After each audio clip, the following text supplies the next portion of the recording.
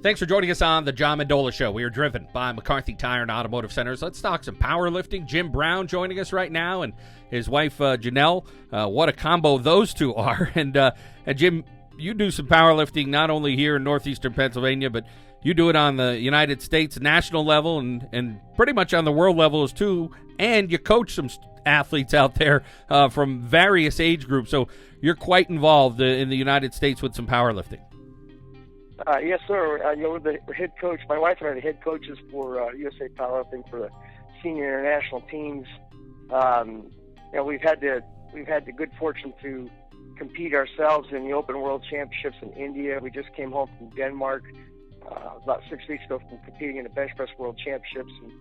And last week we just came home from competing for the U.S. National Championships to earn our spots for the next World Championship teams.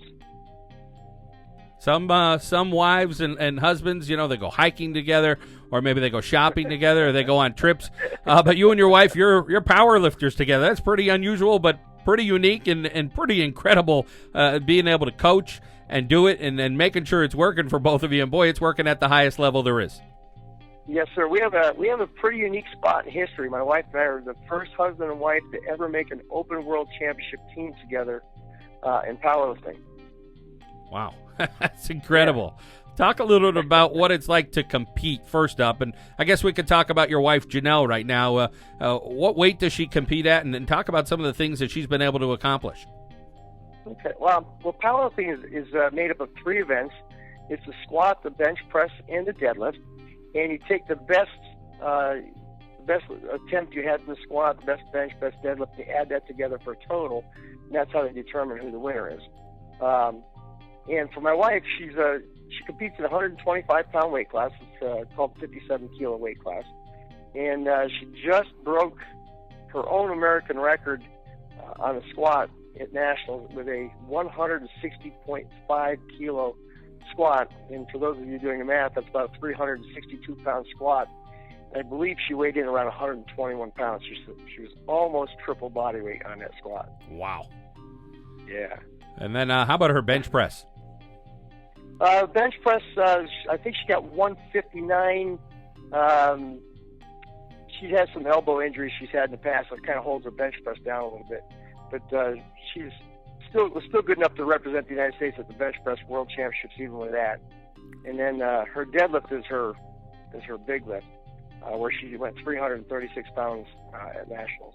Boy, that's some quick math. You add that stuff up, there's some big numbers there for Janel.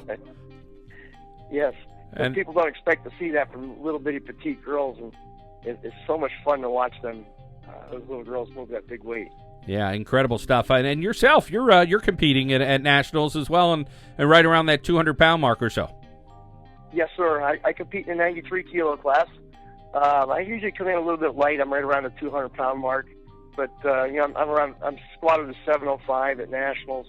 Had a 446 bench press and a 578-pound deadlift. I think they gave me 785 kilo total when it was all said and done. And not too bad for a guy who's 50 years young, Jim. You're doing it. That's incredible stuff. And you and your wife have been going for a while, and to compete at that level. And as you said, injuries play a part in any sport, especially stuff like powerlifting. But you guys are healthy enough to set some national records and do some incredible stuff. The last 3 years,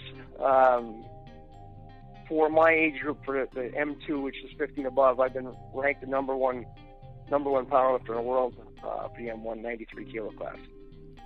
That is awesome stuff. And, of course, a lot of traveling, as you said, and then heading to places like Denmark and India. Tell us a little about the places that you've been to. I'm sure there's been a number of countries that takes you all over the world.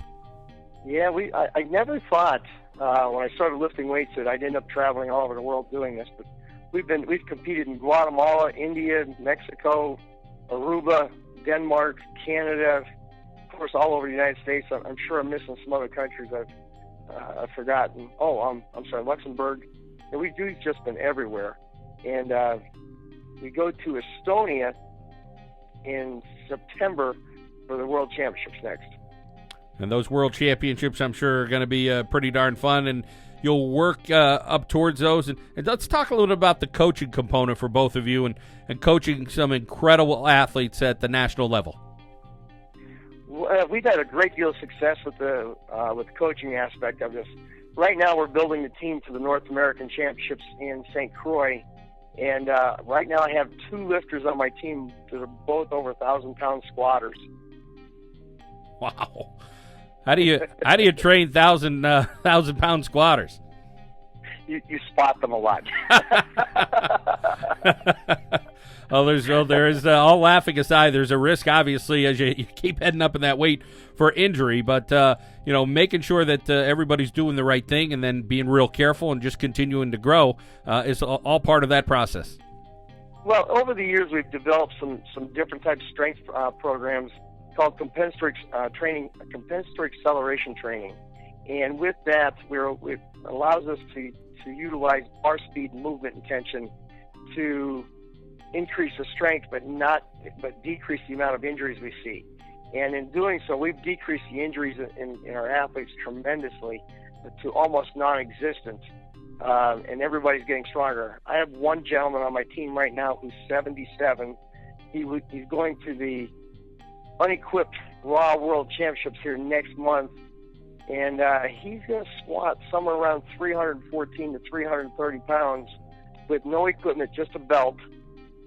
It's 77 years old, weighing 162 pounds. Unbelievable numbers you're throwing around, and of course what these athletes are throwing around and doing it the right way.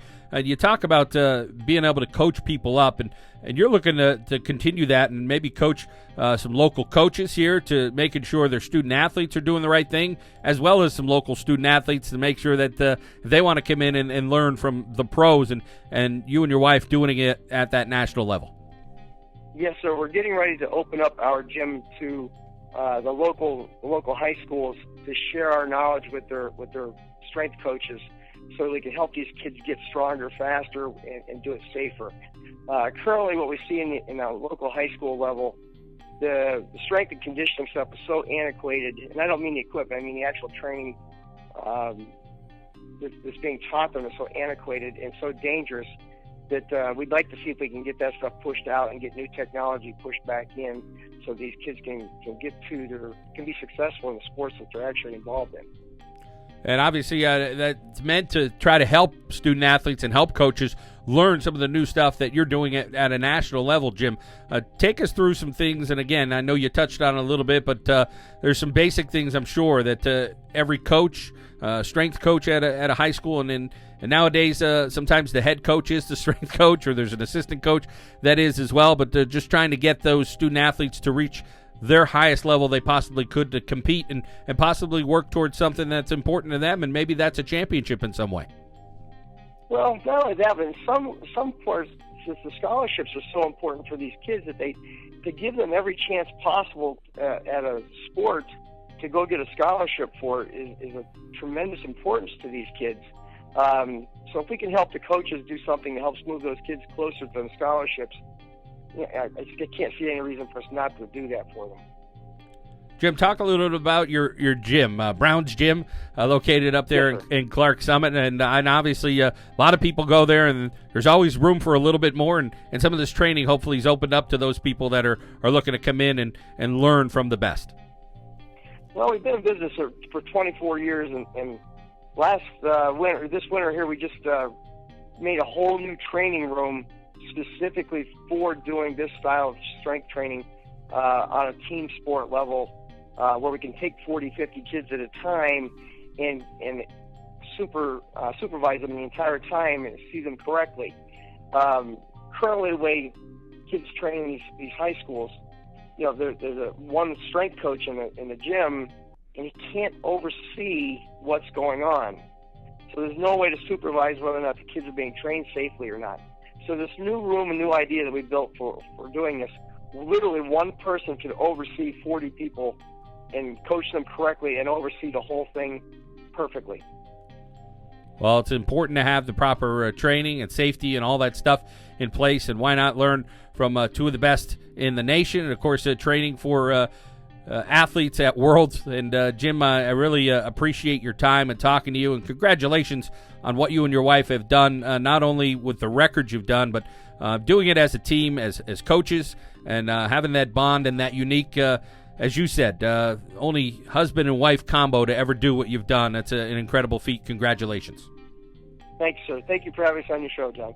Jim Brown, a powerlifting extraordinaire, along with his wife Janel from Brown's Gym in Clark Summit, here on the John Mendola Show. We are driven by McCarthy Tire and Automotive Centers.